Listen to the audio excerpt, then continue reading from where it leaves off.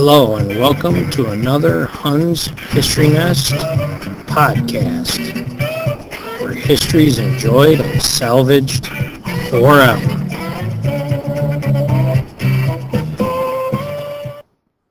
This podcast is a continuation of part 1 on John Adams' presidency.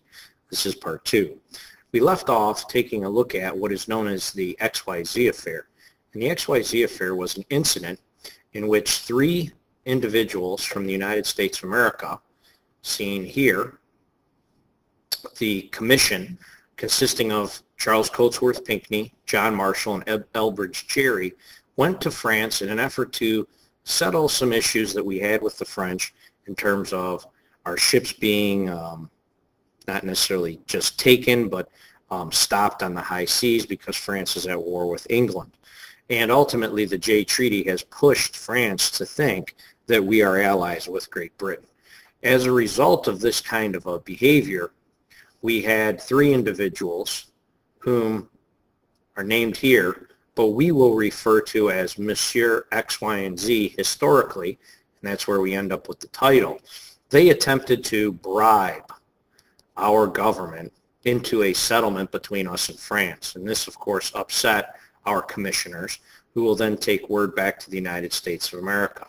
The Federalists in our government, who basically have a simple majority at this time, the Federalist Party is going to seize this opportunity to make France look like our enemy because of this bribe. And as a result, they're going to be able to pass some legislation in an effort to hinder French citizens from becoming individuals in our country legally, but also to try and stop, if you will, any type of poor, negative, written or said words against the government of the United States. And these are going to come in the form of these 4 laws seen here. These are the Alien and Sedition laws, more specifically 4 laws: the Naturalization Act, the Alien Friends Act, the Alien Enemies Act, and the Sedition Law.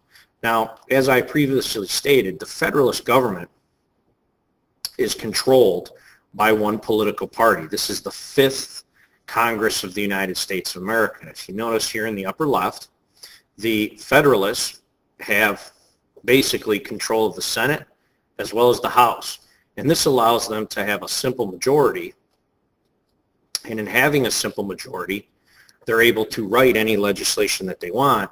And you also have John Adams, a Federalist president, who's then going to sign into law these enactments by this Federalist-dominated Congress. And what they end up doing is they create what is known as these Alien Sedition laws.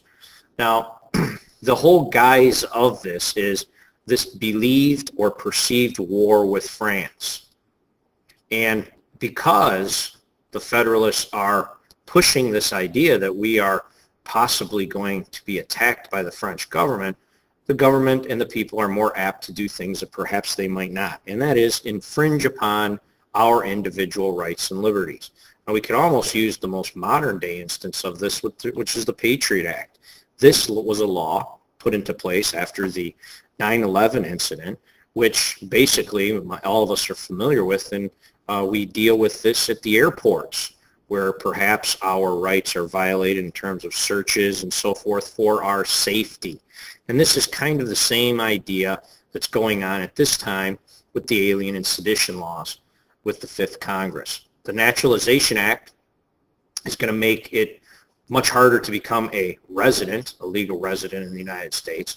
The Alien and Friends Act is going to authorize the president to deport any person that's considered dangerous to the United States of America, literally remove them from our country.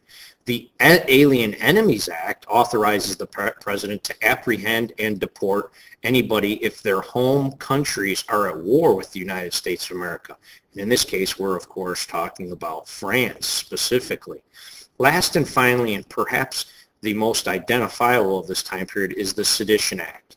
And this is the one that's going to make it a crime to publish false, scandalous, and or malicious writing against any government officials. and we will actually put in jail one writer who wrote something bad about John Adams, and he, of course, was a Democratic Republican political party affiliate, and he would be placed in prison as a result of the violation of this law. The Democratic Republican Party will not stand by and allow this to happen. The Democratic Republican Party and the leadership of this party is, of course, Thomas Jefferson and James Madison, seen here on this slide. They are going to enact something known as the Virginia and the Kentucky Resolutions. These are going to be their methods of trying to stop these alien and sedition laws. And what's going to happen here is they're actually going to utilize something that James Madison created, and that's in the Bill of Rights. In the Bill of Rights, the 10th Amendment, which is nicknamed States' Rights, this specific part of our government says the powers not delegated to the United States by the Constitution nor prohibited by it to the states are reserved to the states respectively, or to the people. They're going to argue here, and it's more specific here, that the alien and sedition laws violate individual rights. And since they violate one's rights, you can declare them null and void, which means you can ignore them. And this is going to be used in the state of Virginia, which is the home state of these two men, as well as Kentucky. And these two states will adopt these resolutions, and ultimately they won't obey the alien and sedition laws. Ultimately, what will happen here is the United States of America will find itself in a perceived war. And this perceived war is nicknamed the Quasi War with France. Quasi is a term, as seen here, and I'm going to refer to it as perhaps the most famous of quasis, Quasimodo. And quasi is Latin, and it means almost, similar to, resembling, as seen over here. And what we're talking about here in terms of quasi-war is it resembles a war. We're not actually physically at war. It's an undeclared war, which means our Congress of the United States has not passed a declaration of war, but it's going to feel like a war. And this quasi-war will go on. And Quasimodo, which means resembling a human, is where that name comes from. Now, it's going to be perhaps the problem of John Adams here. He does not want to end his administration on a bad note.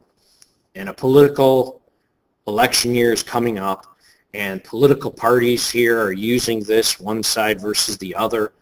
We have the French Revolution going on. We've had the Jay Treaty. We've had the capturing of U.S. ships by the French. We've had the XYZ Affair. We've also had a situation where a United States ship known as the Constellation, seen here, captures the first ever foreign ship, which was French, escalating this situation even more. And then, of course, here at home, as we've said, we've had these alien and sedition laws. What's going to happen here is John Adams, just prior to his upcoming re-election campaign, is going to send a commission over to France made up of William Vans Murray, Oliver Ellsworth, William Richardson Davy, and they're going to end up negotiating out what becomes known as the Treaty of Montrefan. And this treaty will be signed and ultimately will end the Quasi-War. While this might be one of John Adams' great accomplishments of his presidency, it's actually going to be his political downfall. Alexander Hamilton, the leader of the Federalist Party, will be furious at this peace agreement, and ultimately Alexander Hamilton, as we'll see, will back another person in the presidential election, and John Adams will not get reelected.